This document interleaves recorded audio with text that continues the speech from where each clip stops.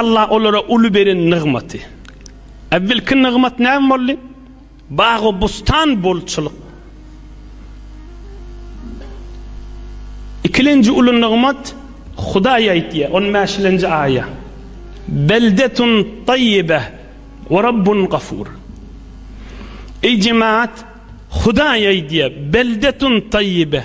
Şılın şehri, şılın ovaları heyur arassa havali yokumlu havası varmış. Kışta da eziyet bererlik soğuğu yokmuş, tomsta da eziyet bererlik kızgını yokmuş. بأنه لم يكن ببلدهم شيء من الذباب ولا البعوض ولا البراغيث ولا شيء من الهوام لاعتدال الهواء وعناية الله عز وجل بهم. حتى الغريب إذا حلها وفي ثيابه براغيث ماتت. سبحانك يا ربي. Bulan ovası heyur havası qavmış.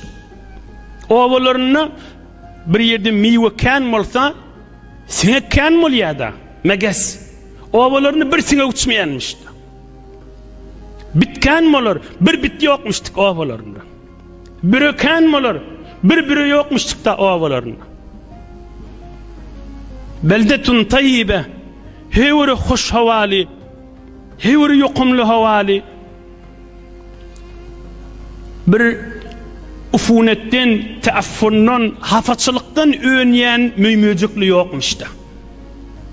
Hatta bir gariba adam, bir misafir adam, bir yat del adam, bir yerden gelen olsa, evin maşınına, bedenine, biri bit bir zat bağ olsa, şolun ovalarına varanına ol ölüyenmişti de, bütleri, birileri, salımcık, arasıca ovadan adam bulayenmişti. Havası olmuştu. Beldetun tayyibe. Ey Subhaneke ya Rabbi ve Rabbun gafur. Hudaya diye peygamberler de şolara aydıptırlar. İştivalınız Hudaya geçecek deyiptir. Adam yanlış yerde. İn için behterin havada gülüşten yaşan ve Rabbun gafur ve Hudaya da günahınız dol geçip duracak deyiptir. Ve Rabbun gafur Huday Teala da zol sizin günahınız geçip duracak deyiptir. Yani ne mi? Yani pelin salim olsa, günahın idinine gezmesen, adam yanlışlar deyiptir. O yanlışları geçer duracak deyiptir Huday Teala. Ve Rabbun gafur, Huday Teala geçip duracak deyiptir.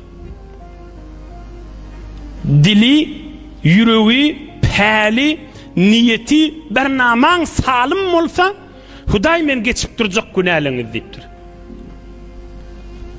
Yanlışan günahını ya bilgisilcesen de tekrar etmesen, izinle gezmesen, vahmin ne ettirip behney, vahmin Huday'dan korkuyan niyeti, tüys Müslümanlar. Ra'sul ilm haşyetullahi azze ve celle.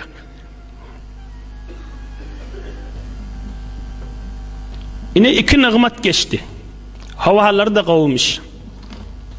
Gelelim üçüncü nığmata. Üçüncü nığmat 18. ayette var. Tevasulul Kur'an. Ovalar biter birine yakınmış. Bir fakir adamda, bir hor adamda bu ovadan çıkıp misafirete gidecek olsa, öğlen bir ovada yatıp akşam o ovada yatamanmış. Yol boyun ovadan ne olmuştu? Yankı bol nığmatın içindeki ovalardan. Koş götürüp, yüklenip, yolu iyi biçimiz necire olur kam, yatacak turacak cayımız necire olur kam, çayzumuz necire olur kam deyip kaygıları yokmuş. Emniyetmiş. Ova yakın olsa emniyet boluyor da. Ama yol uzak olsa, yolu düz olsa, hey vakti adam geçmese, dağıt bidat edende dağdına adam yetişmeyecek yeri olsa, afet, kaltamançılık, oğurluk da kan bol yerde. Bulan üçüncü verilen ulun nığmatı ovalar yakınacakmıştı. Qaytay deyin, erti bilen bir garip adam, fakir adam da olsa, Bismillah can Huday tevekkeltu alallah deyip öğlen o ovada yatıp, akşam o ovada yatıp, düşlep, istirahat edip, erti onunla şeytip yolu çık gidivermelmişti. Aham bir 13 peygamber kan gezdir aralarında nasihat etip. Ama 16. ayada Hudaý Taala aýdýar fa'aradu. Bu adamlar yerli yerden peygamberlerin kefini kulak asmany bağmy ol bağlan gurrun bolsa näme o peygamberler aýtýarda Hudaýyň nygmatydyr şular diýen bolmalylar. Olar da aýdypdyrlar. Näme atabalarymyzyň eken zatda Hudaýyň nygmaty diýip bermek näme gerek diýipdirler. Ine götürüp bilmendirler. Oham bilen ulukan setleri varmıştık. Su saklayan.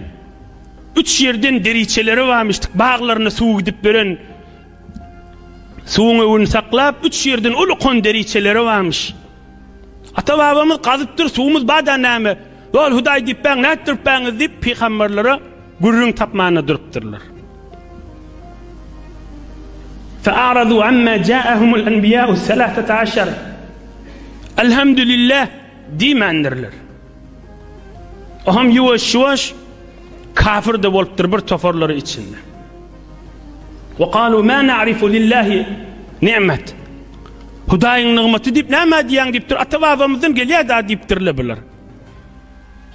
Kıskaca kep فأعرضوا diýdigi buyurulan işe etmediler. Namaz ýanyk Allah'ın azamatyna ýykylmadylar, okuymadylar namazy we günäňde izinne gezdiler diýdigi. Kıska manasy şu. Parzlary etmediler, etmeler işlerinde izinne gezdiler diýdigi şu. Näme diýip? Bol nygmatyň içinde gezipler.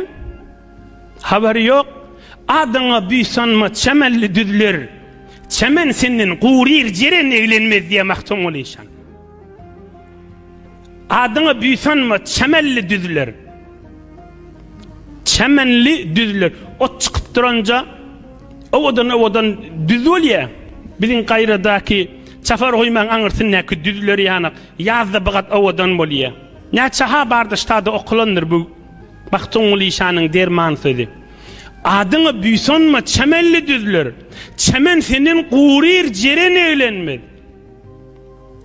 Çofanlı yok, malgara da yok, tomsungun bar, it kuştan haber hatir yok da.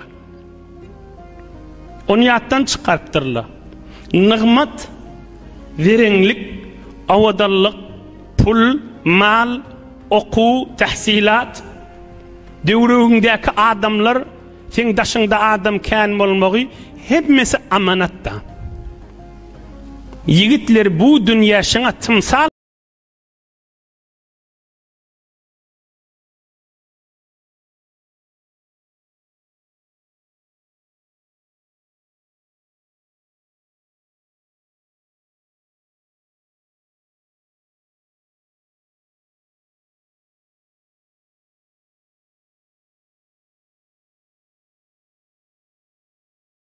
çıkıya bir ýaňy bir patur putur ýagyn ýagjak ýaly ýene ýagmany geçip gitdi.